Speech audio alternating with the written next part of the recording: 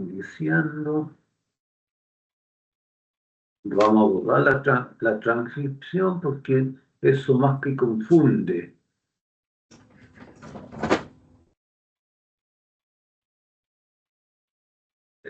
Ahí sí.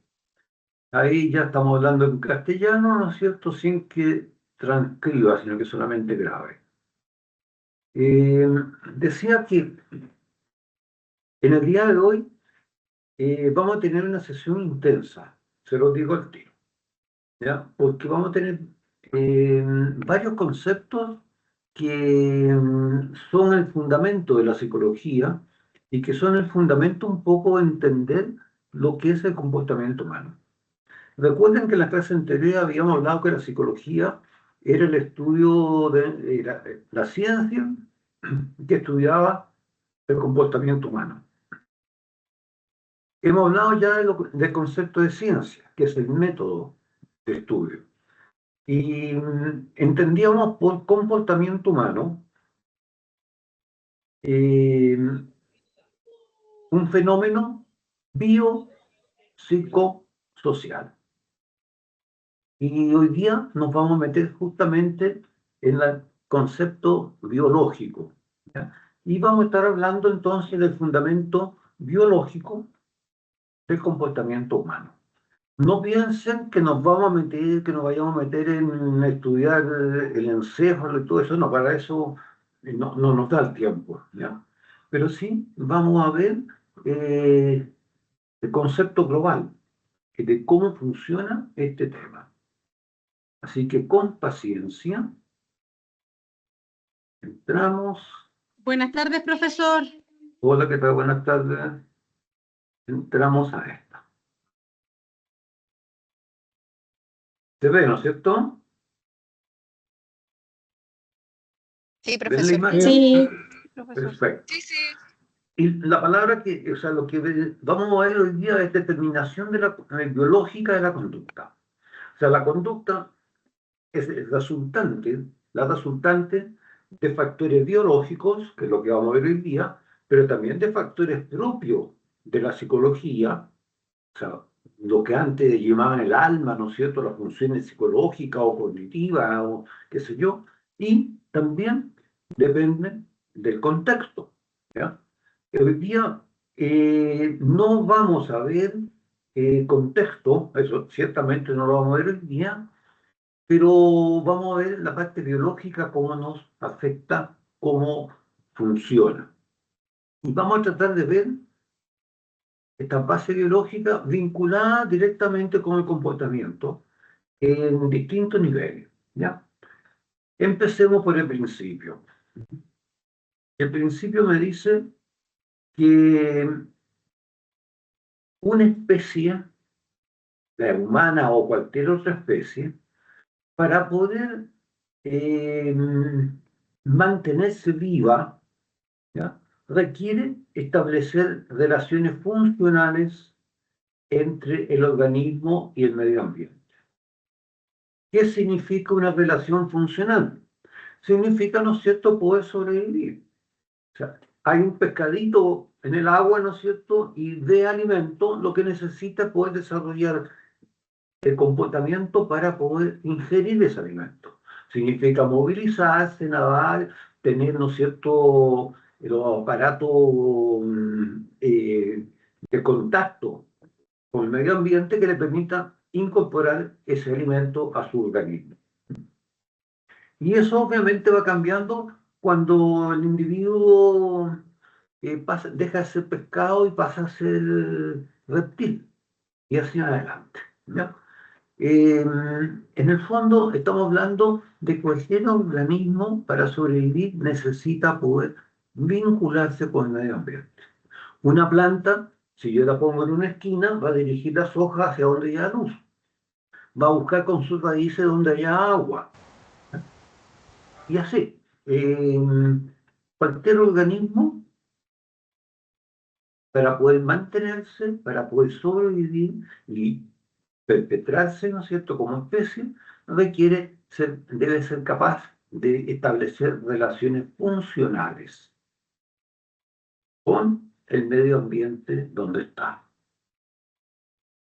y por lo tanto necesita tener algún tipo de organización conductual adaptativa.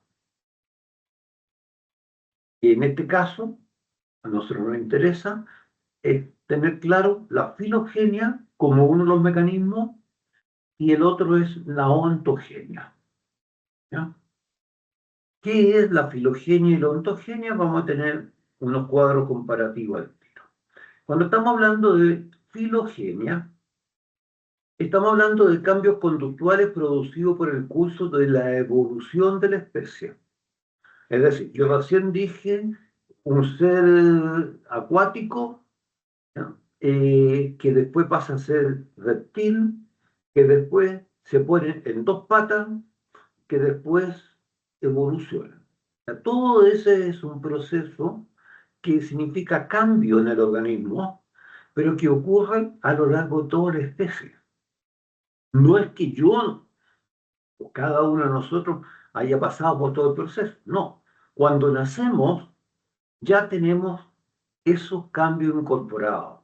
Y el efecto que el medio ambiente puede tener sobre nosotros, que obviamente estamos hablando de miles de años de evolución, el efecto que va a tener sobre nuestra generación aparentemente puede ser mínimo, pero es acumulativo. Ahora que andan todos los lolos con el teléfono en la mano, ¿no es cierto?, agachados, y nos vamos a decir que los bebés de 10 años más sean todos así encorvados mirando el teléfono. Pero sí posiblemente exista algún tipo de mutación, algún tipo de predominio, de desarrollo específico, no sé, algún tipo de órgano, de procesamiento, de habilidades digitales, etcétera, etcétera. Es posible, pero esto es acumulativo. Eh, Segundo elemento que tienen que tener, ¿no es cierto?, la filogenia, por lo tanto, es un factor heredado de la conducta. Las características que nosotros tenemos como especie humana vienen generándose a lo largo de toda la evolución. Y nosotros, lo que decía recién, nacemos con esas características, con esas condiciones. Y en tercer lugar, se expresa como organizaciones conductuales. O sea, si hemos ido acumulando experiencia, hemos venido acumulando, ¿no es cierto?, modificaciones a lo largo de toda la especie, la historia de la especie, ¿cómo es que lo hemos acumulado? Lo hemos acumulado a través de una expresión conductual que son los instintos. Por un momento, por un buen rato, digamos, por esta parte de la clase, vamos a aceptar la palabra instinto. Después la vamos a ir aclarando en función a qué pasa si ese instinto en la especie humana funciona o no. Pero no importa eso. Por ahora existe un mecanismo que recoge y se expresa y hace posible que la filogenia se vaya dando, que son justamente estas capacidades adaptativas instintivas. El segundo mecanismo es la ontogenia. La ontogenia son cambios conductuales producidos de la historia individual del sujeto. Teníamos, ¿no es cierto?, todo lo que el individuo heredó, pero ahora el individuo eh, también tiene su experiencia y por lo tanto lo que ocurre en su experiencia es parte de su historia vital. ¿No? Son cambios conductuales que ocurren a lo largo de la historia del individuo. Eh,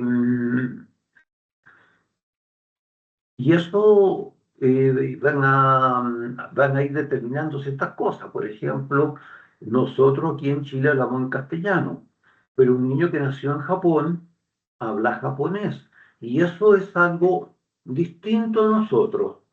No es filogenético, sino que es ontogenético.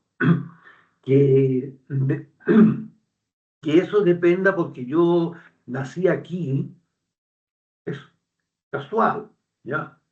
No me, o sea, ambiente es quien me está determinando hablar un idioma determinado. La ontogenia, entonces, además de ser parte de la historia, ¿no es cierto?, del individuo, está influenciada, sin lugar a dudas, por la maduración y por el crecimiento. Un niño reacciona distinto a cómo reacciona un adolescente y a cómo reacciona un adulto. De hecho, si nosotros no tenemos un comportamiento adulto maduro, nos van a decir que somos inmaduros, que estamos haciendo, que incluso nos creemos lolos, nos van a identificar así. Y sin embargo, hay conductas que derivan, o sea, que uno las asocia a la edad, pero que en el fondo, aun cuando yo quisiera anticiparla, no la anticipo porque depende de la maduración. El ejemplo, ¿no es cierto?, típico, clásico, escena 1, Juanito de 5 años jugando a la bolita en la puerta de su casa. ¿Ya? Pasa Magdalena, una mujer de 22 años, 1,75 m, 90, 60, 90. ¿Qué le pasa a Juanito? No, juega a la bolita. Segunda escena. Juanito tiene 15 años. Está en la puerta de su casa y pasa la misma Magdalena, ¿no es cierto?, manteniendo sus 22 años con las mismas características. ¿Qué le pasa a Juanito de los 15 años? Ciertamente tiene una respuesta absolutamente distinta a la que tiene el niño de 5 años. ¿Ya? Y eso derivado de la maduración. El organismo reacciona distinto, significa distinto y por lo tanto actúa distinto frente a una misma situación dependiendo del nivel de maduración que tiene. Cuando en educación le queremos enseñar cálculo a los niños de 3 años, de 4 años, no pasa nada, ¿ya? Salvo en casos excepcionales, ¿ya? Pero no pasa nada. ¿Por qué razón? Porque todavía la maduración no permite que él tenga concepto de cálculo, de cantidad, ¿ya? Por lo tanto, él podrá aprender a recitar de memoria, de 1 a 100, a 500, lo que sea, pero no va a saber qué cosa es más, si 3 o 7. Y a veces me va a decir que 7 es más y otras veces me va a decir que 3 es más, no lo va a discriminar. No, todas las pruebas de Piaget, ¿no es cierto?, sobre maduración, no la va a probar porque la maduración, la estructura biológica, no está todavía suficientemente madura para cumplir una función, en este caso el cálculo. Y, por último, la ontogenia deriva de la interacción del organismo con el medio ambiente. A diferencia de la filogenia, que es instintiva y que uno la hereda, ¿ya?, la ontogenia no se hereda, sino que simplemente deriva de la interacción que exista, que se establezca entre el organismo y el medio ambiente. Lo que decía antes, si yo estoy interactuando en lenguaje español, esa es la interacción. Y eso es lo que ha influido sobre mi ontogenia. ¿Ya? Profe, ¿Sí? una consulta para ver si es que me quedó claro. La filogenia se habla más de algo como sociedad, como que se estudian los cambios, y la ontogenia es como más a un individuo en sí. No, la filogenia no depende de la sociedad, depende de la especie. ¿Ya?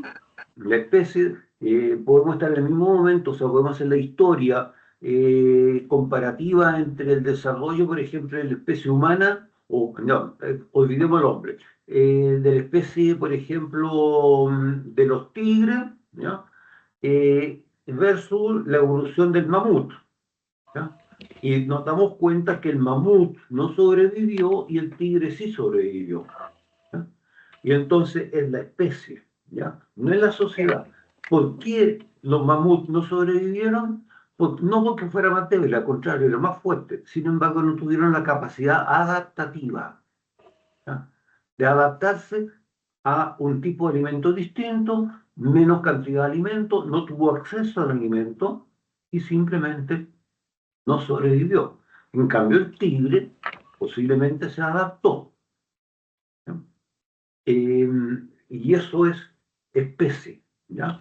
Y Ya, la ontogenia depende de la historia individual, que puede ser muy diversa. Cada uno de nosotros tiene una ontogenia distinta, porque tenemos experiencias de vida distintas.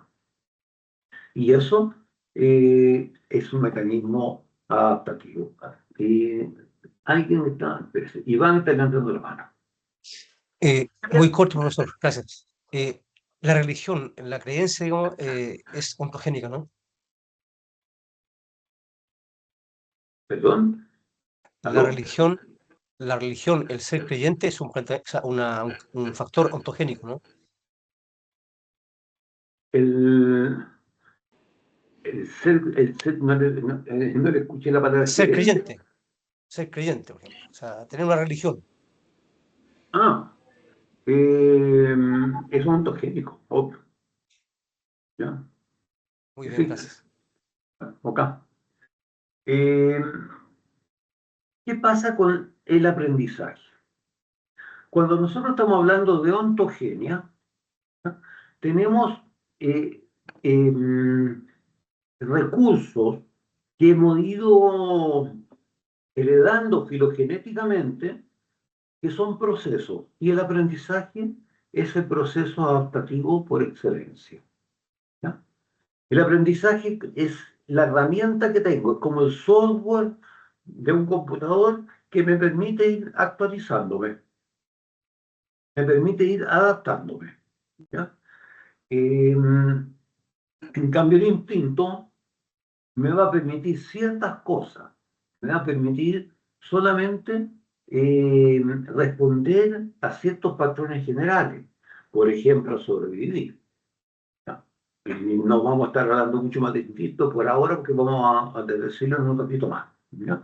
Pero el aprendizaje son esos mecanismos que permiten que el individuo en su proceso ontogenético genere los cambios.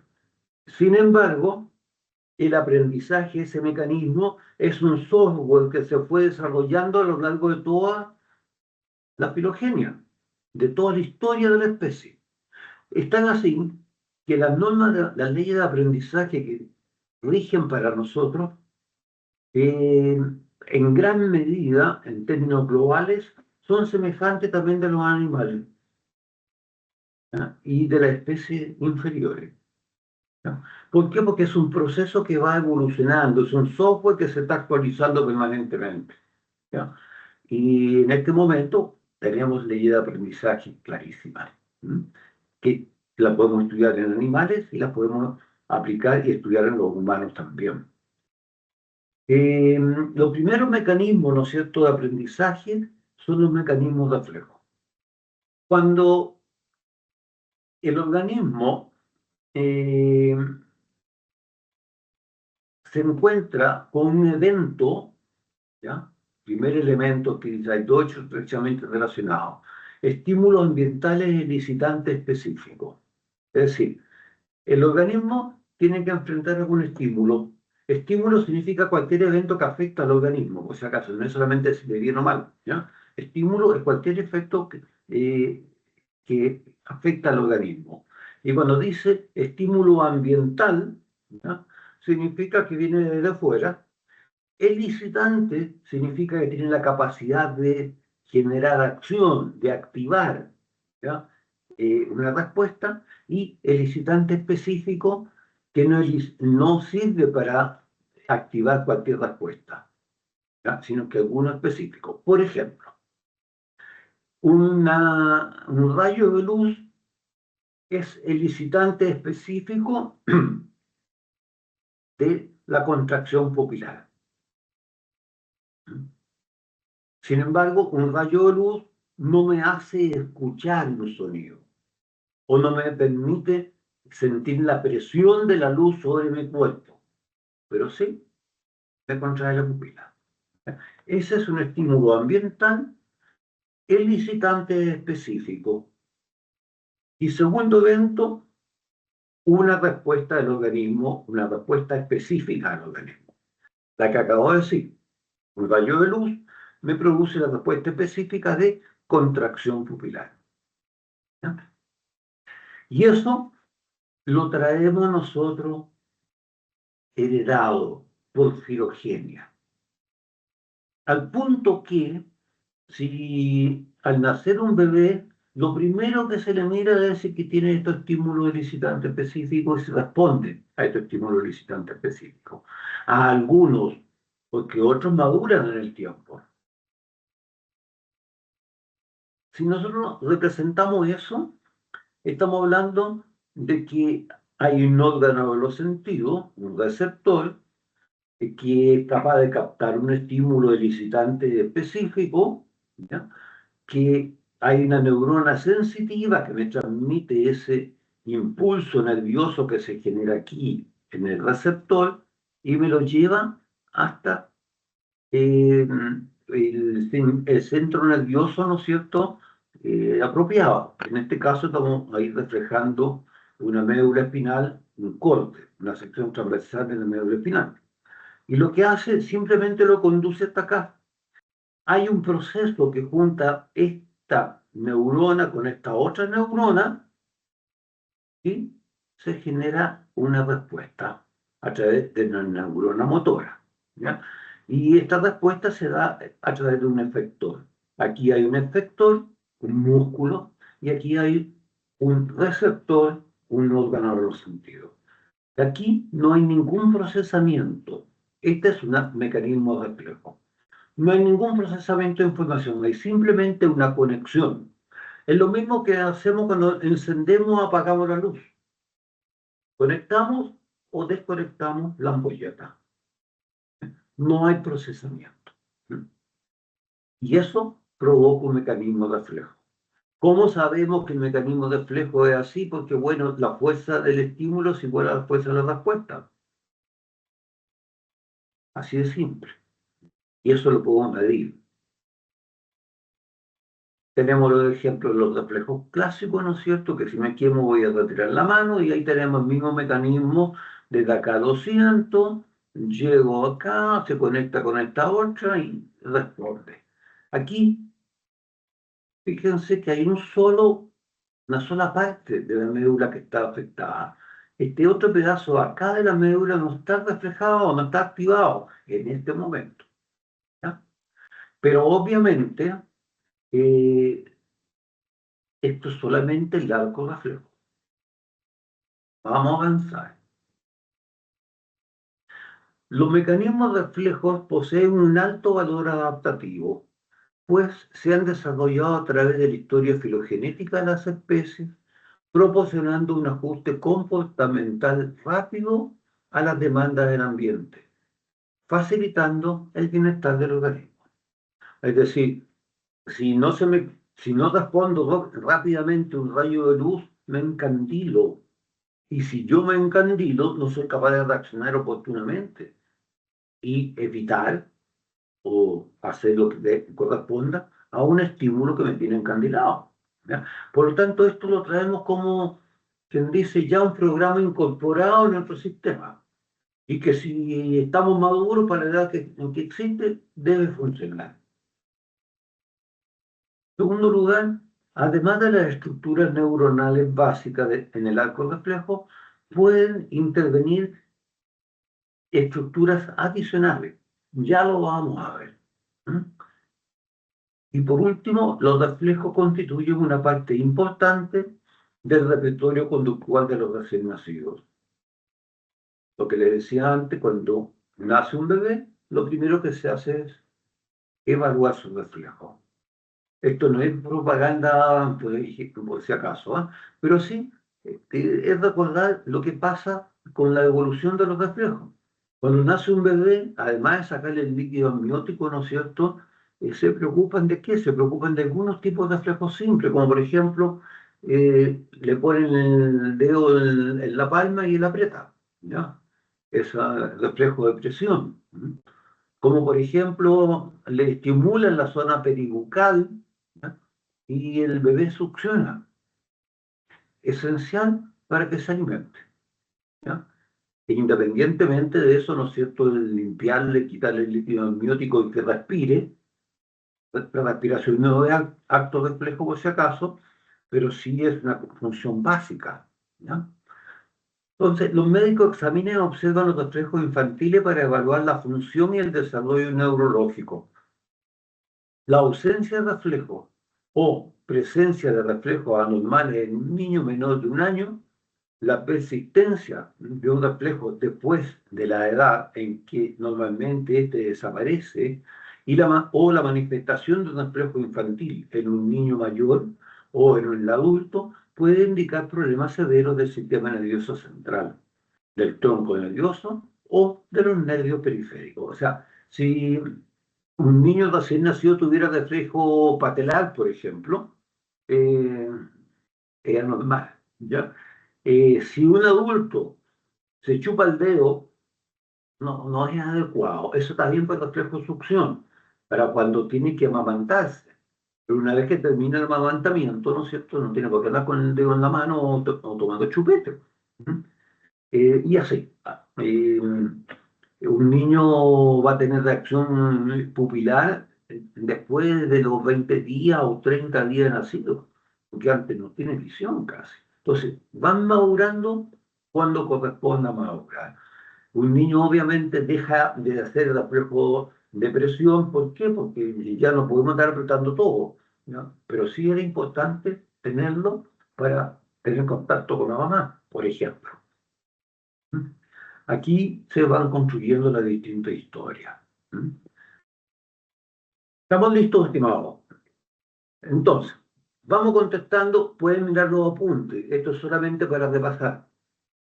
La Profesor, conducta, ¿sí? profesor, sí, eso mismo le quería preguntar, es que sabe que en la página no está ninguna presentación suya cargada. Están todas cargadas. Y están de todas las clases hechas y las puede hacerse. ¿Ya? La verdad es que la suya, En el, ¿cómo se llama? En el campus de la asignatura. Sí, No sé si la cargaron en esa o si la cargaron en el curso de formación, pero están cargadas. Ya están cargadas, Mira, profesor. ¿cómo? Están cargadas en el campus. Yo la vi ahora en la mañanita. Sí, están en el programa de entonces, acompañamiento. No, la Sí. semana pasada no la teníamos cargada, pero, o sea, la ya, es teníamos que eso. cargada, pero no Entonces estaban ahora hace visibles. poco Pero la ahora sí. cargaron. Ya, hace Ya. poco, sí, Desde porque la yo la vi mañana. por lo menos. Por No, eso, sí. sí. Sí, yo ayer estuve revisando el sistema, de hecho había una evaluación diagnóstica. Ya. Sí, pero ya Pero la entonces, pasamos. ya, Ya gracias. la hicimos, ¿saben cuándo? Lo hicimos cuando ustedes tuvieron la semana previa, la semana de inducción. En el fondo nos preocupamos de que ustedes, sabemos que tenemos diagnósticos distintos, ¿ya? Porque cada uno de ustedes viene de una carrera distinta, por lo tanto tienen conocimientos distintos, ¿ya? Y no sacamos nada si no le preguntas, podríamos hacerla, dejársela ahí, pero no vale la pena. Aquí tenemos que empezar sabiendo que todos ustedes son personas que ya tienen conocimiento, aprovechar esos conocimientos, aunarlos y seguir adelante. Esta evaluación es simplemente formativa, ¿ah? Esto es lo que estamos haciendo ahora. Vamos viendo. Las conductas adaptativas son de dos tipos. ¿Cuáles? Miren el torpeo. La que. Ontogenia y filogenia. Perfecto. Ontogenia y filogenia. La ontogenia y la filogenia son procesos adaptativos y su diferencia es... ¿Qué característica tiene la filogenia? la filogenia ve la especie y la ontogenia ve a un ser individual. En cómo se adaptan en el medio para seguir. La ontogenia es la edad y la otra es adquirida. La biología. La La filogenia filogenia tiene instintos. Ya encontraron el gráfico, así que ya lo saben. Y los mecanismos de reflejos La filogenia es por requieren... evolución. ¿De qué Yo vi requieren harta los vez un video en YouTube, profe, re bueno. ¿Ya?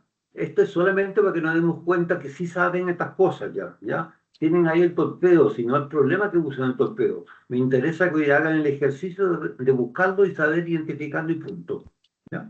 Ok, entonces los mecanismos de reflejo requieren de dos cosas, de que un estímulo licitante y una respuesta específica, ¿no es cierto?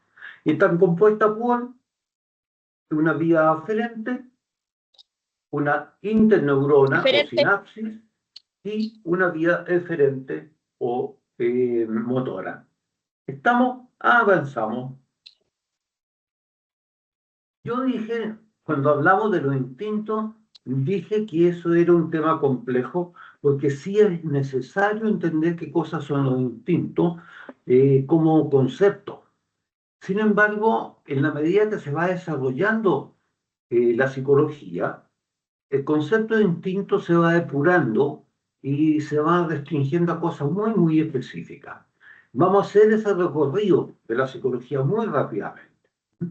Y tenemos la foto y ya se ve a don Sigmund Freud, alias el Tata Freud, ya, es una persona que inició todo el tipo, no tengo ni idea de lo que yo voy a decir de él, pero no importa. Sí nos interesa ver qué pasaba, qué pensaba él, que era lo instinto.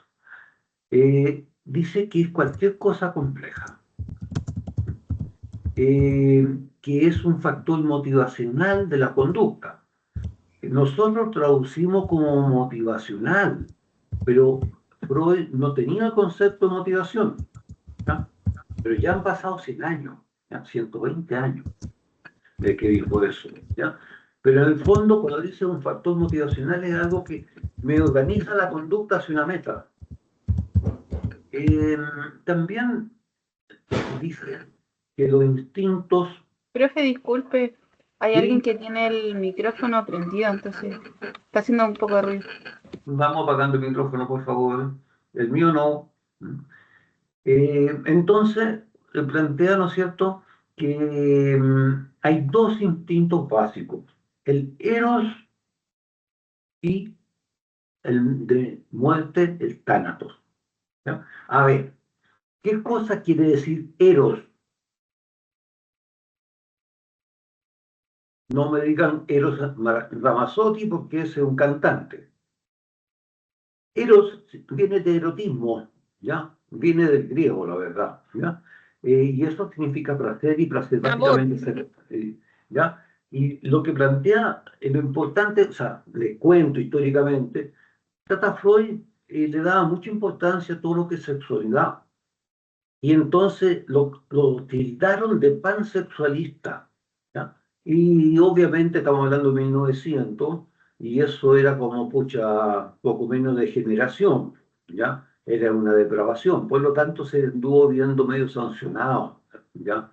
Y se usa la palabra así sin profundizar más.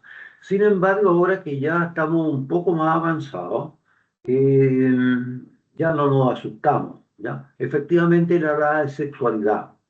Perdón, Yusara. Sí, profe, consulta. Es que usted ahí nombra que él se indicaba en todo lo que era sexual, pero eso después, bueno, yo he leído en parte de libros que dice que después eso con el tiempo cambió con el mismo que era solamente el instinto, ya fuera por la vida, por todo ello. Sí, vamos a ver acá, cambian los nombres, ¿ya? Pero recuerden que Ah. nosotros estamos hablando, a propósito, usemos el proceso de ontogenia a propósito de este tema, el ejemplo. Van adaptándose a la sociedad. Cuando la sociedad te dice que no seas cochino, no hable de sexo, ¿ya? Eso se hace paqueteado, se hace entre nosotros, en confidencialidad o muy secreto, obviamente que se usa otro concepto, ¿ya? Pero Freud específicamente se refiere a la sexualidad, ¿ya? El eros es un impulso sexual, ¿ya? Hagan usted el análisis de sus amistades, no de ustedes, por favor, ¿ya? ¿Y por qué uno busca estudiar? ¿Para qué? Para tener autonomía. ¿Y qué quiere hacer con la autonomía? Tener una casa donde estar solo y poder estar tranquilo. Aquí quiero estar tranquilo para poder tener sexualidad. Así que cortando rápidamente, ¿no es cierto?, el cuento para evitar la fantasía. ¿Ya? Y eso es una de las razones. Ahora, obviamente nosotros también sabemos que no solamente la sexualidad como básico, sino que también el afecto es básico. Y ahí entonces nos enredamos entre te amo o te quiero o me gustas o me encanta estar abrazado contigo, ¿ya? O me encanta como eres tú. Y se nos confunde el concepto amor con activación sexual y tenemos un lío motivoterapia. ¿Ya? Freud lo tenía clarísimo. Clínicamente era muy bueno y por lo tanto sabía claramente para dónde, qué cosa le consultaban las personas que le consultaban y cómo lo que le consultaban encubiertamente, ¿ya? Para no decir todas estas palabras feas que dijo el profesor en estos datos, ¿no es cierto? Pero que en el fondo a eso se estaban refiriendo. Culturalmente hay tratamiento, ¿no es cierto?, que le echaban la culpa a la histeria, ¿ya? Y la histeria era solamente la mujer, porque los hombres, la histeria significa, venía de histerus, útero. Los hombres no tienen útero, por lo tanto, histeria era de las mujeres. Y el tratamiento de alguna sintomatología histriónica eran de tipo masaje erótico, ¿ya? Y eso está documentado en toda la historia. Perdón, tengo Tina y tengo Alejandra. Cuéntame. Tina, ¿empezamos? ¿Profe? ¿Sí? Ah, soy yo, la No, profe, Alejandra. me equivoqué, disculpe. Listo, no hay problema. Profe, Alejandra, sí, disculpe, mi cámara no está funcionando hoy día.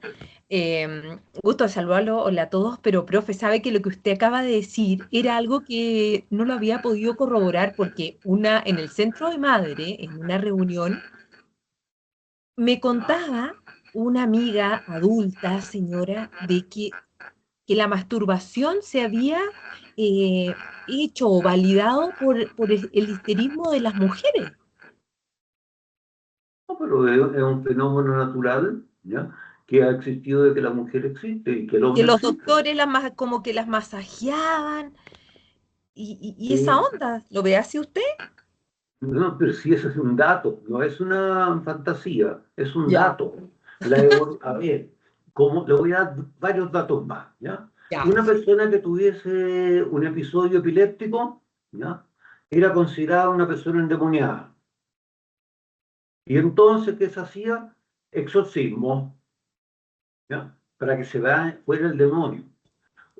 Una persona que tenía alguna crisis o alguna alucinación, alguna crisis, un episodio psicótico, que se le manguereaba con agua fría, ¿ya? Y uno dice, ¿qué relación tiene una cosa con otra? Bueno, es como el hombre, el ser humano, va creciendo, construyendo conocimiento. Y por eso es que veíamos en la clase pasada que era súper importante la metodología, porque la metodología me dice, oye, pero este no me resulta, esto no funciona así. Cuando Freud, desde su experiencia clínica, va obteniendo datos, esos datos no los puede decir inmediatamente así, oye, pucha, esta persona está sexualmente privada, ¿ya? Porque habría sido terrible, ¿ya?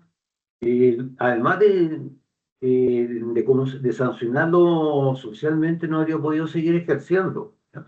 Y entonces, él lo dice de otra manera. Y además, él mismo, una cosa que se haya dado cuenta, pero también él viene con una formación determinada. Y también a él le cuesta plantearlo. Para nosotros, de que te contra fácil era lo que estamos hablando, ¿no?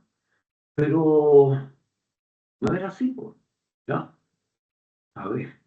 Pucha, no les quiero hacer una historia de la evolución, ¿no es cierto?, de la liberación de la mujer, pero eso es socialmente cultural, ¿ya? La mujer durante muchos años, muchos siglos, ¿ya?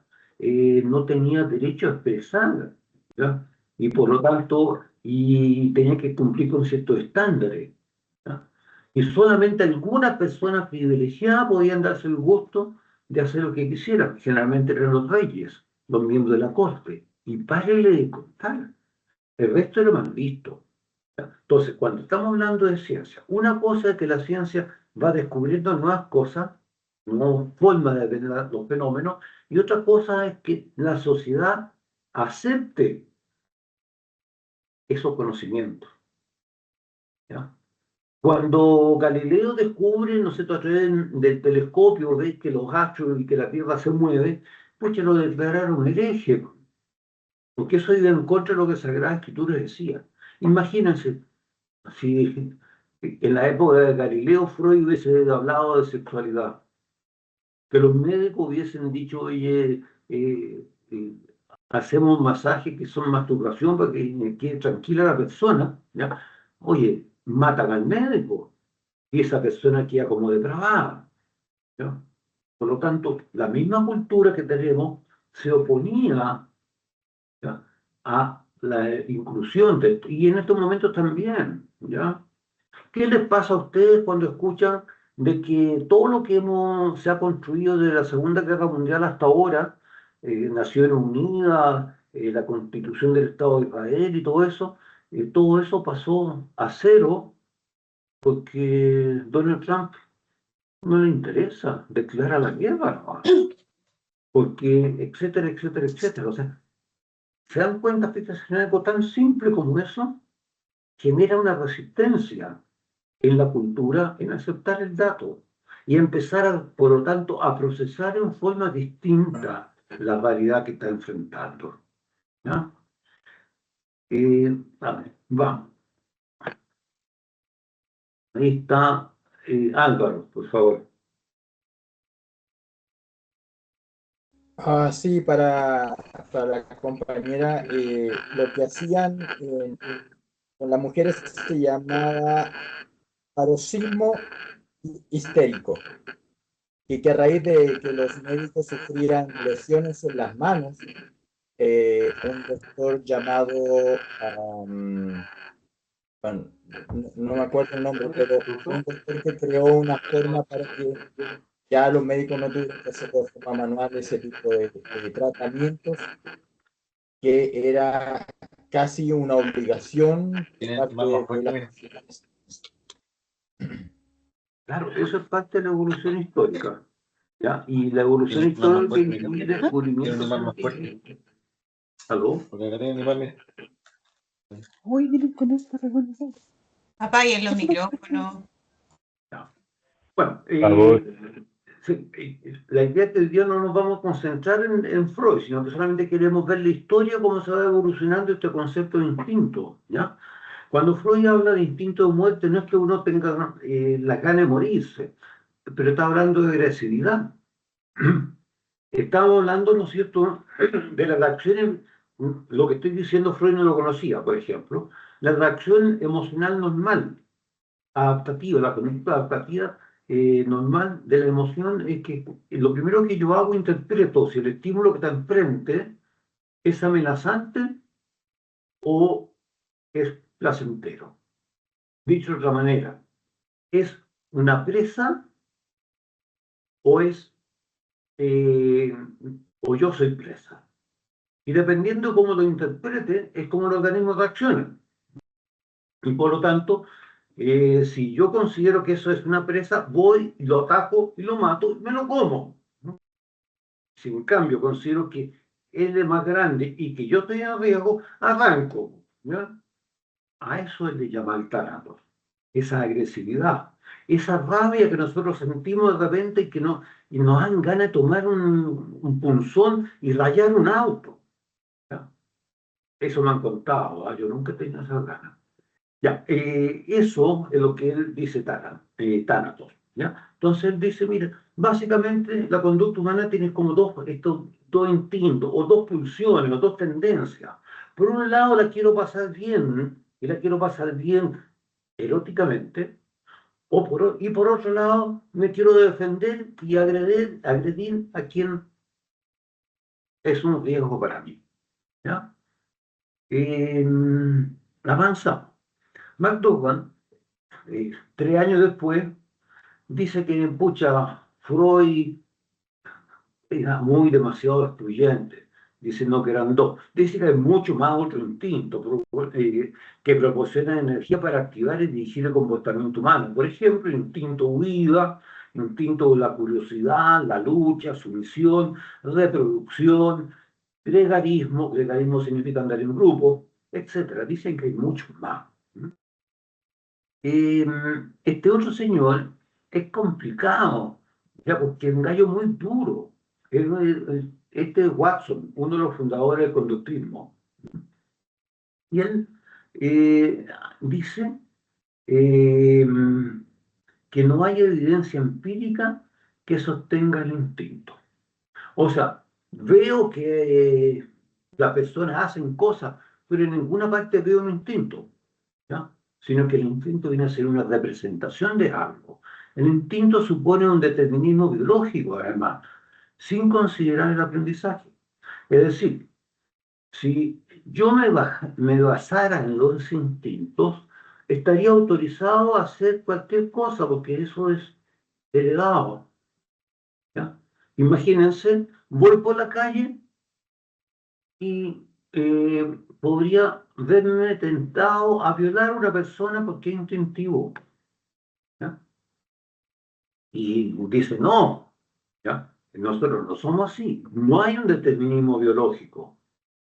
También nosotros podemos controlar, y eso habla del aprendizaje, controlar esos impulsos biológicos, los podemos moderar y controlar. Cuando uno no los controla, le dicen que no tiene control cortical. Y eso es justamente una sintomatología de demencia, cuando uno no tiene la capacidad de controlar. ¿Quiénes son los que cuentan todo como es? Los cabros chicos y los borrachos, ¿no? Y los viejitos. Algunos viejitos, los que están con deterioro. Seguimos. El mismo señor Watson plantea que el instinto se infiere. O sea, nosotros no lo vemos, sino que pensamos que esa conducta es una conducta instintiva. ¿Y a qué? A partir de la conducta, sin considerar otras fuentes. Y entonces se pone metodológicamente riguroso y dice que eso es una tautología, es una ficción, donde yo estoy definiendo instinto con la conducta de instintos. Estoy usando el mismo concepto en el que voy a definir, lo estoy usando en la definición, por lo tanto no sirve ese concepto, eso es metodológico, ¿ya? Este otro señor tiene premio Nobel, ¿ya? Tuvo premio Nobel, Lorenz, ¿ya? Y esta foto precisamente con gansos, porque los gansos son los que le dieron el premio Nobel. A ver, ¿qué dice Lorenz? Lorenz, ayer nomás, por el año 1950, o sea, hace 70 años atrás nomás, plantea que hasta qué punto la conducta está determinada por la herencia o por el ambiente. Súper importante la pregunta, ¿ya? Porque podríamos decir que, por ejemplo, a ver, que esas personas son, porque nacieron en tal parte, son menos inteligentes que los que nacieron en otra parte. No quiero, me estoy comiendo la lengua para no poner el nombre, porque son cosas que son prejuicios, ¿ya? Y la pregunta entonces, ¿qué posibilidad tiene la persona de desarrollarse? ¿Qué es lo que más influye en el desarrollo personal? Y él entonces hace un experimento, ¿no?, con los gansos y acuña el término de paz. Los etólogos son los que buscan el estudio en el ambiente, ¿ya? Y paz significa pauta de acción fija. ¿Qué hace este señor? ¿Ya? ¿Qué hace este señor? Toma huevos de gansos, ¿ya?, y los empolla en el laboratorio. Y se da cuenta de que, y se preocupa, ¿no es cierto?, que cuando va a salir el gansito, lo primero que vea sea él. Entonces me imagino, ¿no es cierto?, la historia que él decía de escena, veía un gansito de salir y decía, hola gansito, ¿cómo te va? Bienvenido sea la vida, yo soy Lawrence y tú eres gansito, etc. Hacía un show, algo que se moviera. El tema es que, ahí está la foto, los gansos lo seguían a él cuando crecían. ¿Ya? Los que tengan experiencia de vida de campo habrán visto, por ejemplo, gallinas cluecas, gallinas que andan con su pollito por todos lados. Y posiblemente hayan visto, les haya tocado la suerte de ver una gallina que tiene pollito y tiene un patito metido entre medio.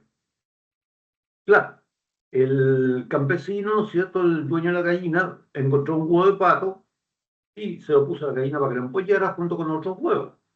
Cuando nace el patito, la gallina lo reconoce como hijo de él.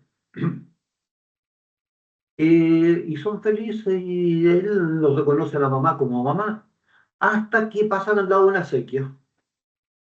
Y el patito pata al agua pato. Y la gallina se desespera porque el pato está metiéndose en un ambiente que no corresponde, lo reta y todas las cuestiones que hacen la gallina y tratan en serio, y lo picotean y lo castigan. ¿Ya? ¿Por qué? ¿Qué cosa determinó? ¿Por qué el patito sigue a la gallina? ¿Por qué esos gansos siguen a Lorenz? Y eso es lo que él dice, hay algunas pautas de acción fija. Por ejemplo, el seguir a la mamá, Lorenz es la mamá en este caso. Cualquier cosa que simbolice, ¿no es cierto?, mamá, en alguna especie de alguna cosa. Porque obviamente si nosotros hacemos eso con nuestros niños no pasa eso.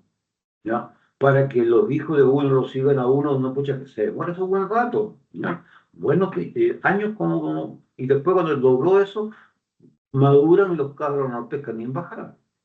Hasta que no vuelven a querer. ¿Ya? Y nos vuelven a buscar.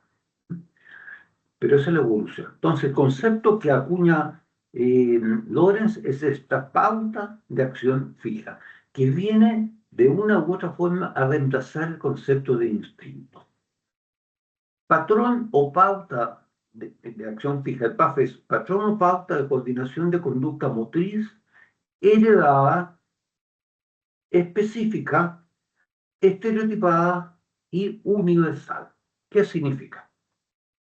El PAF, igual que el instinto, se expresa a partir de una conducta motriz.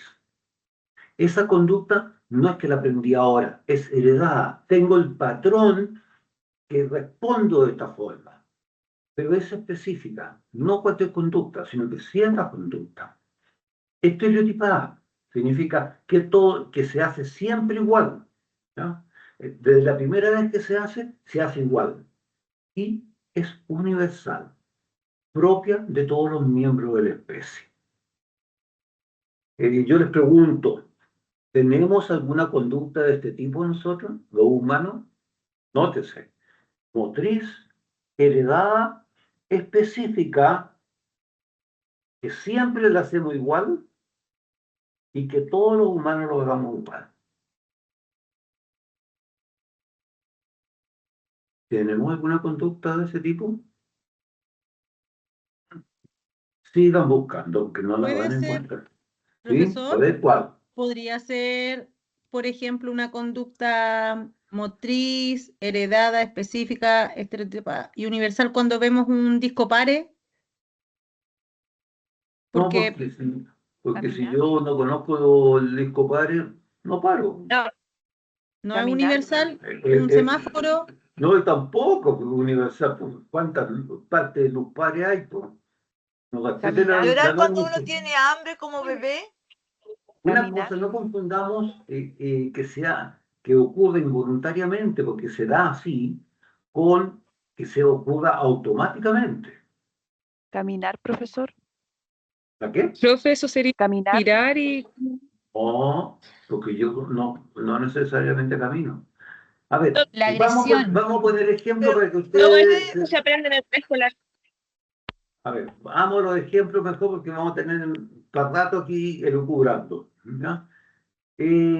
Características del PAF. En esta característica vamos a ir viendo siempre entre paréntesis el instinto y el P.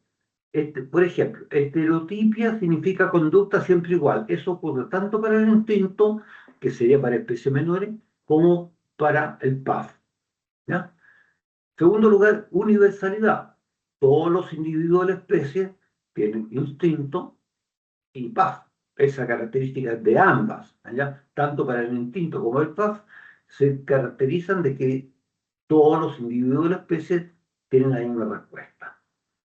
El estímulo señal se elicita en forma regular y consistente frente a estímulo específico, y eso es válido para el instinto y para el PAF.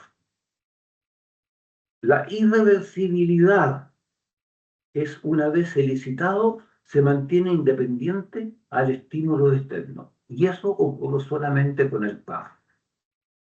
¿Ya? Y aquí nosotros sí tenemos específicamente un PAF. ¿Ya? Vamos viendo. Por ejemplo, experimento hecho con estereósteo macho. El estereósteo macho es un pescadito parecido al salmón, pero más chiquitito y que se puede trabajar en laboratorio. ¿Ya? Ustedes conocen la conducta de apareamiento del salmón. ¿Ya? Los salmones nacen en aguas altas, en los ríos arriba, maduran y se van al mar. Y cuando se van a aparear, se van en pareja subiendo río arriba y se aparean arriba, aguas altas de nuevo. ¿Ya? Y cuando llegan al lugar que van a aparearse, ¿ya? El macho define el territorio que va a utilizar para ser apareado. Y luego la hembra pone los huevos en ese territorio y el macho fecunda esos huevos. ¿Ya? Sin embargo, esa es la conducta instintiva. ¿Ya? Sin embargo, si es que aparece otro macho en el territorio, el macho dueño del territorio detiene la definición y el proceso que está haciendo y corretea al macho de visita, al intruso. ¿Ya? Eso es un PAF. ¿Ya? Perdón, ese es un instinto. El instinto lo que hace es que si aparece una amenaza, se interrumpe la conducta. En cambio, en el PAF no se interrumpe. Los humanos tenemos un PAF. Y es, pero vamos a ver inmediatamente después la característica del PAF para que no nos adelantemos. ¿Ya? Descarga en vacío. Eso es solamente el PAF. Pasado un tiempo, al no aparecer el estímulo elicitante, igual se elicita el PAF. Y aquí el Tata Freud tenía razón. El PAF que nosotros tenemos hace referencia a comportamiento sexual. ¿Ya? A ver, la irreversibilidad. Una vez elicitada la conducta, independientemente del estímulo externo, se mantiene.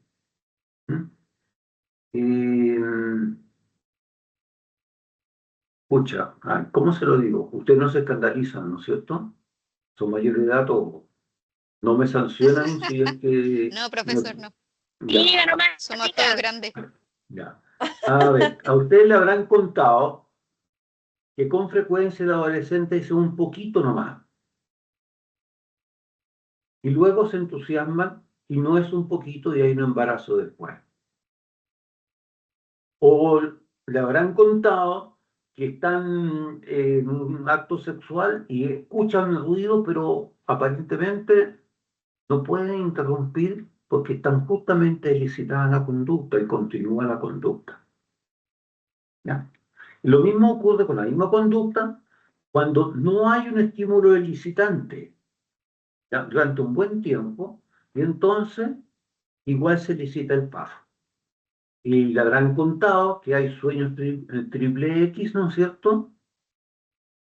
Sueños húmedos, en que efectivamente lo que hace, se elicita la conducta sexual. ¿Ya? Se elicita el PAF.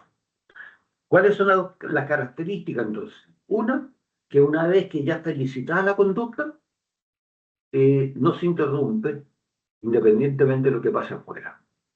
Y dos, que si no aparece el estímulo elicitante por un tiempo, igual se da la conducta. Y eso ocurre con los PAF. Los instintos, en cambio, cumplen con todas las otras características, las tres primeras. Ejemplos de PAF. La danza de apareamiento de algunas aves, con movimiento específico, usualmente de colores brillantes por parte del macho. Las hembras evalúan la danza del macho como posible compañero. Estímulo clave, presencia de una hembra. ¿Ustedes recuerdan a Papelucho, el personaje de Marcela Paz? ¿Han Sí, leído profe. Papelucho? Sí. Sí, profe. Ya.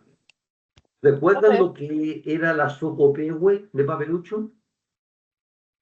Sociedad de Perros Huérfanos, donde él decía de que de repente había muchos perros que se juntaban al lado de una hembra. Si lo tomamos bajo este análisis, el comportamiento de apareamiento de los perros significa que habiendo una hembra en celo, todos los perros de la comarca llegan ahí, pero no se aparean con la hembra, sino que primero tienen quién es el más fuerte, ¿ya? Y hacen como que, y es la hembra la que elige con quién se aparea, ¿ya? Por casualidad, en los humanos es exactamente igual. Es la hembra la que elige. Nosotros los varones nos hacemos los conquistadores, los graciosos, pero la hembra es la que determina quién es la persona más adecuada, ¿ya? Si ustedes toman la conducta de apareamiento de muchos animales, se van a dar cuenta eh, de que todas las características de las conductas instintivas se dan. Por ejemplo, ¿han visto ustedes que todas las celditas de un panal de abejas son iguales? Las de Chile, las chinas, las europeas, no hay góticas son todas iguales. Porque justamente por esta característica de que sea siempre una conducta estereotipada. Nosotros no lo hacemos así, ¿ya? Vemos que la conducta que mencionábamos recién, todos los perros, todos los leones se aparean igual, eh, todas las abejas se aparean igual. ¿Ustedes saben de dónde surge el concepto de luna de miel? Surge justamente ¿cómo se llama? De la conducta de apareamiento y fecundación de las abejas, ¿ya? Ustedes saben que las abejas son una sociedad organizada, ¿ya? Y hay abejas que son colectoras, abejas que son exploradoras, abejas que son obreras y se preocupan justamente de los panales y todas esas cosas. Unas abejas que son cuidadoras de larvas, ¿ya? Y unos abejos que son los zánganos. Los zánganos todo lo que hacen es comer durante todo el tiempo porque tienen que estar listos para cuando la nueva reina esté madura. Cuando la reina madura, como tiene alimentación distinta y todo, es a lo menos entre 3 y 5 centímetros de grande. Versus un zángano que el mejor dotado medirá 1 centímetro. ¿Qué pasa? Cuando ella está madura, sale en su vuelo nupcial. Sale del panal. Y todos los zánganos a cumplir con su misión, a fecundar a la reina. Como la reina es 5 veces más grande que el zángano, tiene mucho más aguante que el zángano. Y los zánganos se van muriendo en el camino. Hasta que el más fuerte queda ahí y ese fecunda a la reina. La reina vuelve a panal y pone huevos, ¿ya? Que están fecundados, ¿ya? Y cuando ya tiene los huevos puestos, sale y se cambia de panal. Y ustedes vieron el oso yogi, ¿no es cierto?, detrás del enjambre de abejas que hacen su nido aparte. Porque construye su panal y se repite la historia. Nosotros los humanos vemos el enjambre, vemos el nido de abeja, vamos en la noche, las drogamos a todas con humo, ¿no es cierto? Y las ponemos en nuestra cajita en la colmena. Y la historia sigue. En el fondo, siempre las abejas tienen el mismo ritual. Eh, Tarea para la casa, ¿no? Observen cómo se aparean. Ah, no, pero en esta época no, ya en primavera tiene que hacer eso. Pero para que recuerden, observen cómo se aparean las palomas, por ejemplo. Tienen una forma de apareamiento. Todas las palomas iguales, ¿ya? Los humanos, ¿tenemos una misma forma? No, po. Si tuviéramos siempre la misma fórmula, nos echan de la casa por fome. Pensemos otra característica, otra conducta típica e instintiva. Me imagino que todos los aquí presentes sabemos identificar un nido distinto a otro, o sabemos que, por ejemplo, un nido de codorniz lo buscamos en el suelo, un nido de perdiz lo buscamos en el suelo, nido de zorzal lo buscamos en un árbol. Sabemos que el nido de zorzal es grandote y que el nido de jilguero es chiquitito. Distinguimos un nido de jilguero chiquitito de un gorrión porque uno es ordenadito y el otro es desordenado. Sabemos que el nido de golondrina se entra por el segundo piso, está hecho de barro y está siempre en una esquina. O sea, sabemos. ¿Por qué lo sabemos? Porque son conductas estereotipadas, comunes a todos los miembros de la especie. Nosotros no tenemos eso. Nosotros intentamos hacer la primera casucha de perro y nos quedó mal, ¿ya? Nos lo hicimos bien y nos quedó bien. Segundo, estudiamos arquitectura para hacer casas distintas. No son todas iguales. Por lo tanto, no funcionamos por ese concepto. Pero sí tenemos esta conducta en paz que siempre es la misma. Otra conducta de paz en animales. El pez de panza roja, el pez es espinoso, el macho se vuelve de color azul, rojo o azul brillante en la época de reproducción, no preproducción. También es paz agresivo hacia otras panzas rojas, lo mismo que contaba los salmones, ¿cierto? El ganso Greyland estira el cuello para ubicar el huevo o cualquier objeto con esa forma cerca de su nido. Estímulo clave, vista de huevo desplazado. Le ponemos una pelota de tenis al lado y él la toma y la empolla, ¿ya? La gaviota cocinera. Los pichones picotean una mancha roja para desencadenar el acto de degurgitar en la gaviota, que devuelve la comida que tiene para que ellos puedan alimentarse. Esos son ejemplos de paz. Y los ejemplos de paz, que lo que eran que no se interrumpían, independientemente de lo que pasa afuera, y Creo que si es vengan para que... acá. ¿Tiene la huella, Joaquín, nomás? Aló. Apaguen los micrófonos, por favor. Apaguen los micrófonos, por favor. Ya. Bueno, eso eran las conductas nuestras de paz. ¿Qué pasa entonces entre el paz y el reflejo? Que dijimos que el reflejo era como automático. Ya. Los paz deben estar motivados para que ocurra. Debe pasar un tiempo o tiene que haber un estímulo, ¿ya? Pueden elicitarse en forma espontánea y no son susceptibles de ser condicionados. En cambio, los reflejos no requieren motivación. O sea, no es que yo tenga ganas de contraer la pupila, sino que apareció un estímulo y se me contrajo la pupila.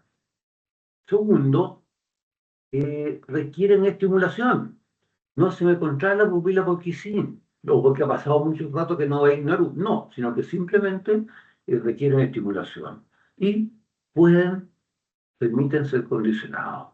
Por lo tanto, aquellos reflejos que tempranamente el médico detecta en nosotros, cuando nacemos, esos reflejos son básicos para la sobrevivencia, ¿ya? A diferencia del PAF, porque el PAF ahí está. En cambio, esto se puede aprender en adelante. Vamos a aprender muchas cosas en función de los conductos reflejados. Perdón, Catherine tiene la mano levantada, no sé si se le quedó o si antes estaba preguntando algo, no sé.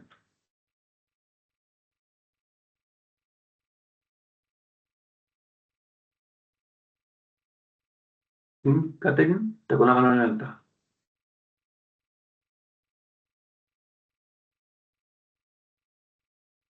Está muteada. Ahí. No, tampoco. Es que parece que aparece dos veces, Catherine. Ah, no, del Pilar, ¿sí? No, otro. A ver, bueno, seguimos. ¿Qué pasa? Aquí nos estamos pasando a la segunda patita. A esa patita que después de entender lo que era el reflejo, la conducta refleja lo que era la conducta, los PAF, los instintos, nos pasamos a este proceso adaptativo ya más desarrollado, que son el aprendizaje. Y nos vamos a meter solamente en el objeto conceptual, para qué sirve, qué es. Y nos vamos a dar cuenta, estamos retomando la clase pasada, cuando hablábamos del método científico y todas esas cosas, de ahí partimos, tiene sentido esta lámina, ¿ya? La época, o sea, la teoría de aprendizaje se origina a partir de Descartes. Todo lo antes de 1500 pensaban distinto, ¿ya? Antes se consideraba que la conducta estaba totalmente determinada por el propósito consciente y el libre albedrío. Es decir, todo lo que nosotros hacemos es porque lo pensamos. Eso se pensaba. Por lo tanto, yo era responsable de todas aquellas cosas que yo haga. No importa que esté dormido, que esté borracho, que esté enfermo, que no. Soy responsable porque depende filosóficamente, teológicamente, se pensaba, ¿no es cierto?, que éramos hijos de Dios y que por lo tanto actuábamos por libre albedrío porque estábamos hechos a imagen y semejanza de Dios. Verdadero o falso era la cultura, era lo que se creía, como veíamos antes en Freud, bueno, en este caso era así. Descartes incorpora la idea de conducta como reacción a estímulo. O sea, lo que se decía antes es que todas las conductas dependían de mí. En cambio, ahora Descartes incorpora el concepto que también una conducta mía puede ser una respuesta provocada por un estímulo externo, ¿ya? Y por lo tanto, dice que la conducta, podemos tener conducta refleja y conducta voluntaria, como dos tipos de conducta distintos. ¿Mm? Y plantea que los animales solo tienen conducta refleja, según decían en aquella época, y lo conservan. ¿Mm? Nosotros sabemos que no, pero dejémoslo, ¿no es cierto?, en su periodo de desarrollo, 1500, ¿no es cierto? En este momento nosotros sabemos que los animales no solamente son reflejos, además nos manipulan a nosotros, en que queda clarísimo. En segundo lugar, el hombre posee libre albedrío otorgado por Dios, por tanto su conducta es voluntaria. El hombre es superior a los animales, ya que posee mente y alma. ¿Ya? Aquí estamos viendo, ¿no es cierto?, la mezcla entre la función cognitiva, la mente, y el alma, que sería esta conexión con Dios, ¿ya? Y se supone que estaría vinculada con la mente, cosa que los animales no tienen. La mente es una entidad inmaterial conectada al cuerpo por la glándula pineal. Descartes no tiene cómo conocer la glándula pineal, la inventa. No tiene cómo porque no había electricidad, la glándula pineal y todo el sistema nervioso funciona a través de impulso eléctrico. La electricidad no existía en aquella época, así que no tienen cómo identificarla. Pero él piensa que tiene que haber algo, un mecanismo que le llaman glándula pineal y que cuando se descubrió le pusieron el nombre que él le había puesto. La mente podía ser consciente y estar al tanto de las conductas involuntarias. Por ejemplo, ustedes van a tomar conciencia, cuando yo le digo una palabra, van a tomar conciencia de una conducta involuntaria que todos estamos haciendo todo el rato. Por ejemplo, estamos respirando. Conducta involuntaria que no necesariamente necesito regularla y que sea sola. Que la puedo controlar, sí. Que me voy a asfixiar después, pero que la puedo controlar, sí. Y puedo estar consciente ¿ya? De las conductas involuntarias. Las acciones voluntarias se inician en la mente, dice, con independencia de la estimulación externa. Por lo tanto, habrían dos formas de origen de la conducta, una externa y una interna.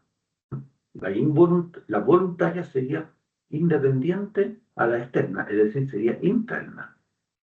Y él entonces hace un esquema. Dice que por una parte, los actos involuntarios, ¿ya? Se originan en el mundo físico. Son captados por los órganos de los sentidos. Él habla de nervios, pero obviamente tampoco podía saber más de los nervios que si en un asado vio una parte más dura de la carne, o que no sabía, no existía la electricidad, los nervios funcionan, son transmisores de impulso eléctrico, ¿ya?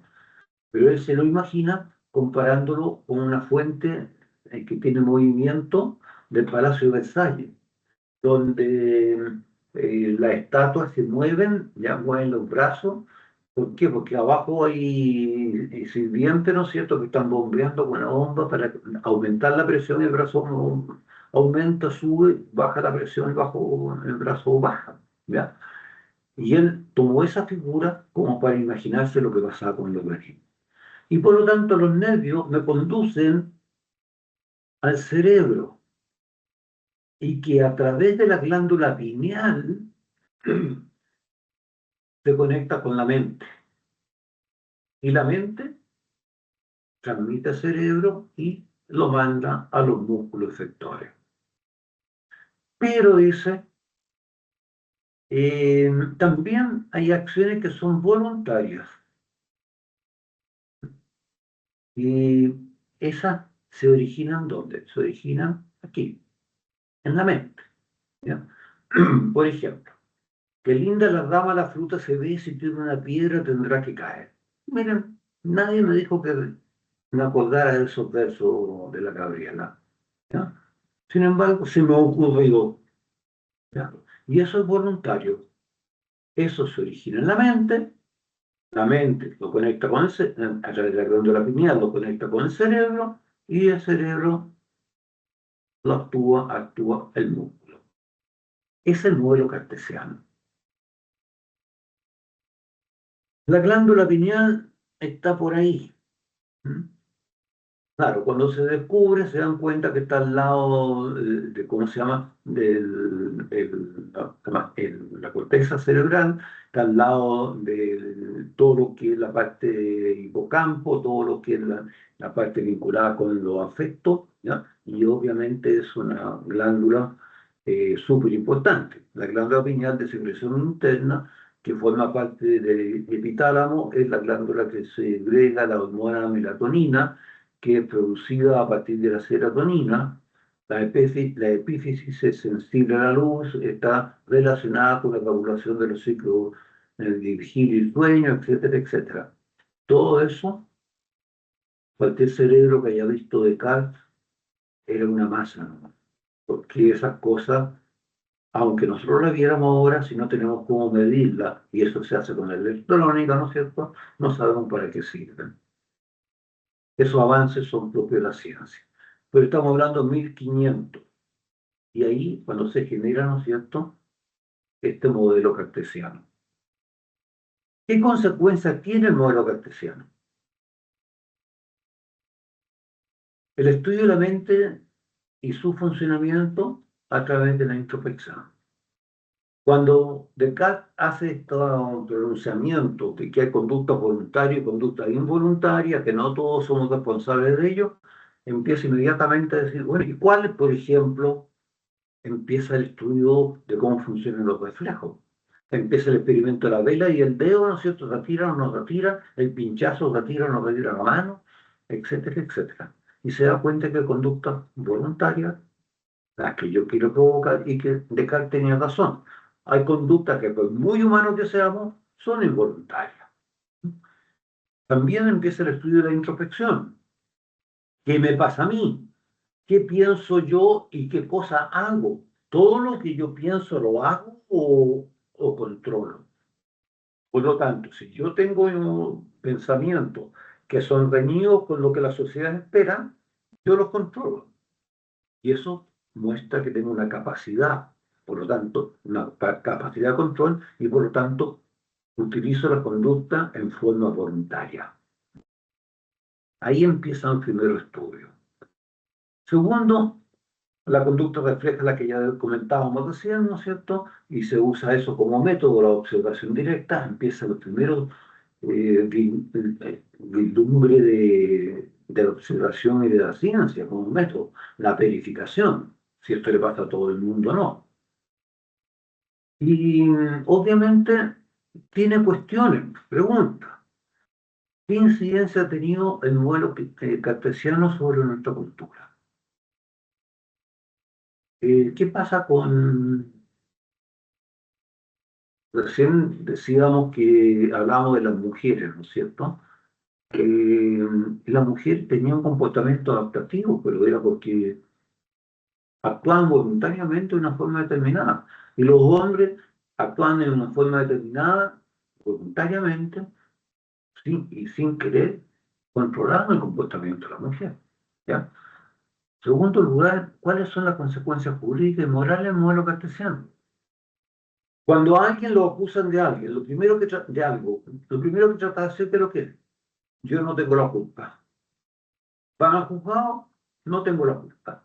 Pero ¿cómo que no? Si usted chocó. Ah, pero yo estaba enfermo, tuve un ataque, me bajó la glicemia, me dormí y choqué. Y atropellé 5 personas. Entonces, no soy culpable. Consecuencia, ¿no es cierto? Como no es conducta voluntaria, no es por libre albedrío que la estás cometiendo, entonces no tienes la culpa. Las famosas conductas morales, ¿ya? Cuando le dicen, ¿usted cómo usted hizo este comportamiento? Ah, pero yo estaba imposibilitado de tener libre albedrío, ¿ya? De tener discernimiento. Entonces vamos a los tribunales de menores y lo primero que hacen es la prueba de discernimiento. El niño tiene capacidad para tomar decisiones morales, se da cuenta del bien y del mal, tiene capacidad para identificar qué cosas buenas y qué cosas malas, para ver eso desde un punto de vista de una proyección social, o solamente está siendo autorreferente y se preocupa del bien y el mal para él. ¿Ya? Ahí está todo un desarrollo, ¿no es cierto? Y considerando conceptos de conducta adaptativa, ¿cómo se genera la dinámica existente entre los deberes y los derechos? Porque yo tengo ganas de hacer muchas cosas, o tengo muchas cosas que hacer, y no tengo derecho a hacerlo, por ejemplo. ¿Ya? ¿Cómo se da eso?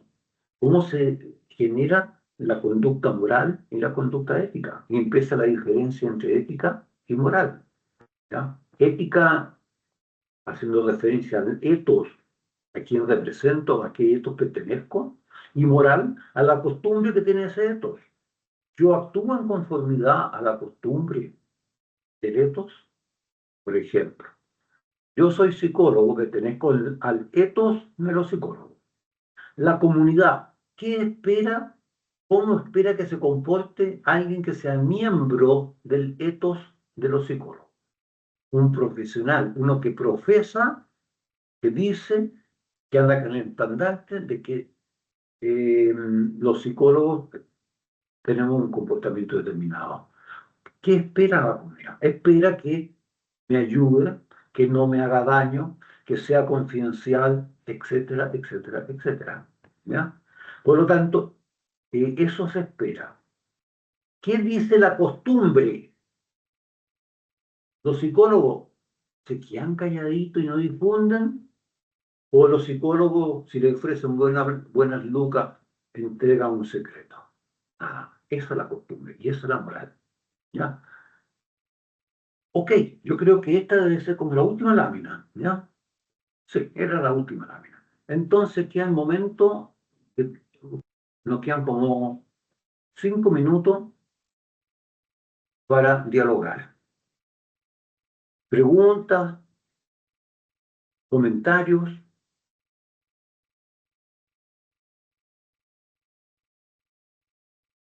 Profe, ¿Sí? Alexandra por acá, buenas noches.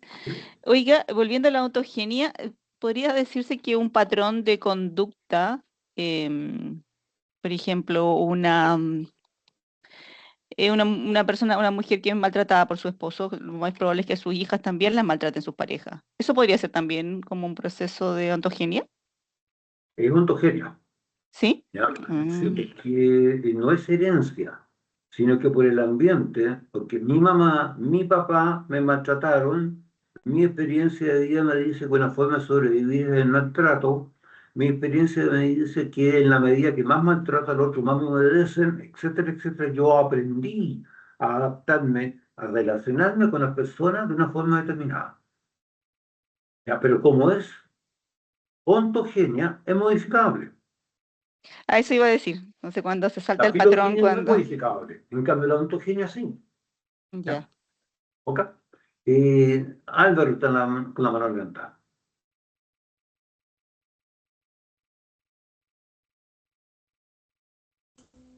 Profesor, Sí. ¿cómo le podríamos llamar algo que he experimentado? Por ejemplo, usted va por la calle con un amigo, ¿no es cierto? Y se enfrenta a otras personas desconocidas, completamente desconocidas, jamás en su vida, simplemente que van por la misma calle en sentido contrario y usted saluda a una de esas personas sin conocerla y esa persona, eso es una conducta involuntaria aprendida. O sea, lo más probable es que yo saludo sin conocer a alguien porque me equivoqué, me confundí, la confundí con una persona amiga o algo por el estilo. Claro, O puede ser voluntaria también en términos que yo quiero experimentar a ver si me contestan, pues. claro, porque la otra persona, uno le puede decir, hola, ¿cómo está? Y la otra automáticamente saluda, hace una reacción y después se da cuenta, y es que ¿a dónde lo he visto? Eso es A ver, de pero parte de la otra persona, es una reacción. yo soy más mal pensado, ¿ya? Y hay estrategias de coqueteo así, pues. No, sí, lo que pasa es Hola que, María, ¿cómo estás tú?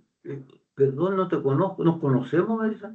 Ah, te confundí, disculpa. Ah, pucha, pero que y empieza un diálogo, por ejemplo, ¿ya?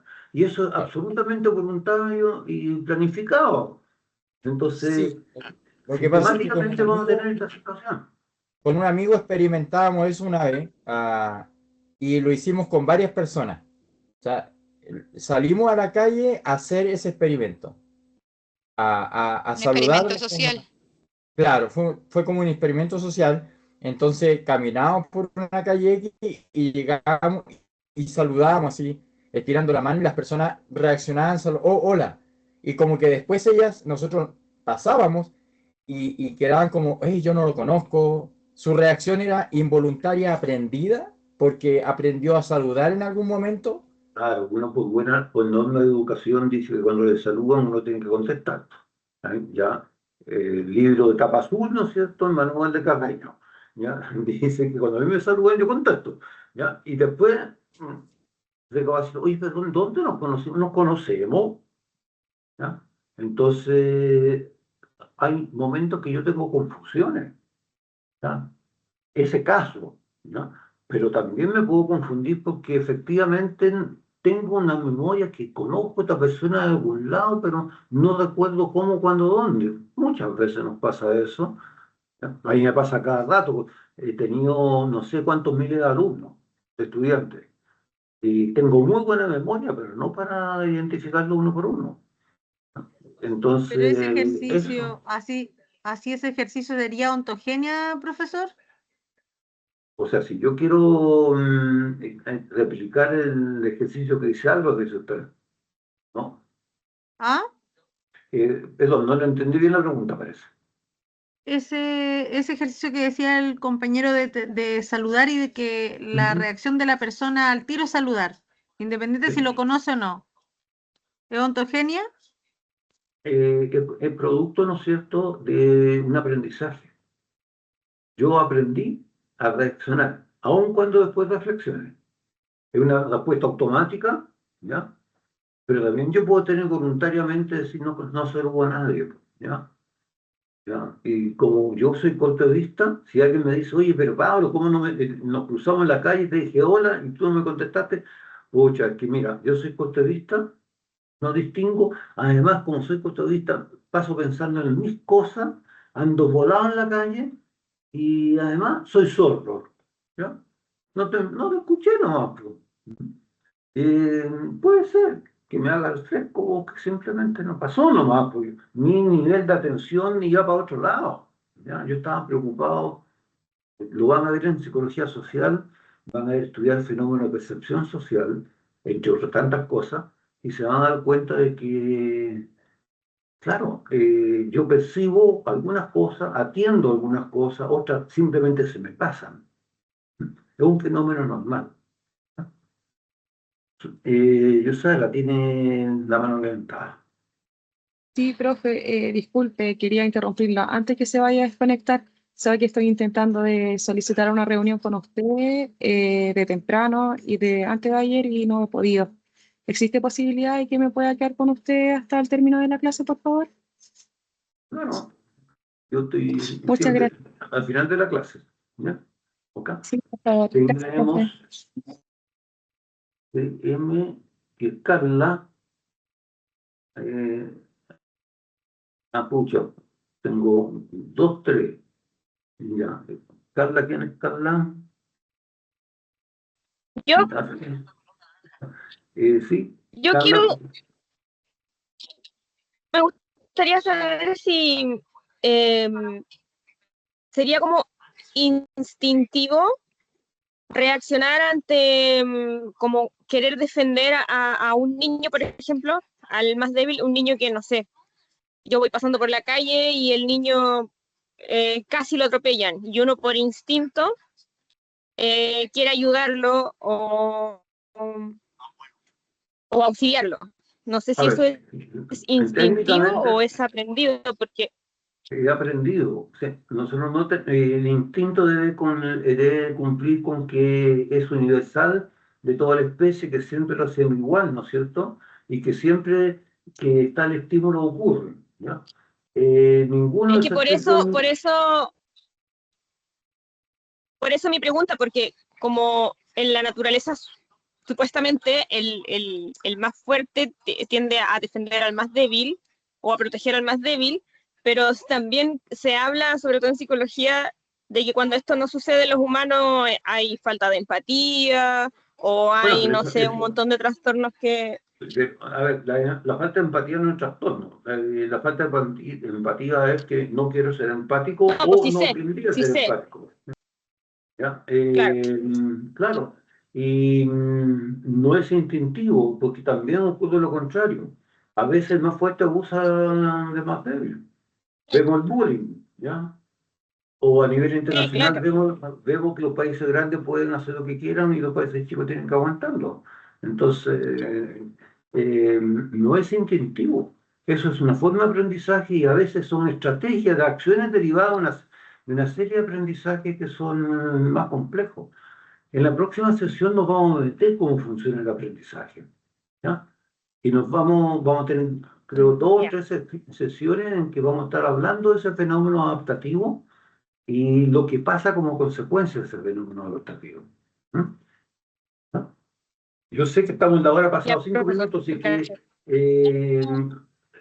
a ver, no los quiero echar, pero tengo que quedarme con la persona que me acaba de pedir, ¿no es cierto? Reunión. Ya. Ok. Chao. Un besito, profe. Chao, Chao, un chao. gusto. Gracias, hasta luego. Chao, profesor. Chao, Profesor. profesor. Chao, Muchas profe. gracias. Hasta la próxima clase. Chao. Chao, Chao. Chao, profe. Chao, chao. Voy a Profe, quedar ¿le puedo hacer, escuchando piola para que no me vean.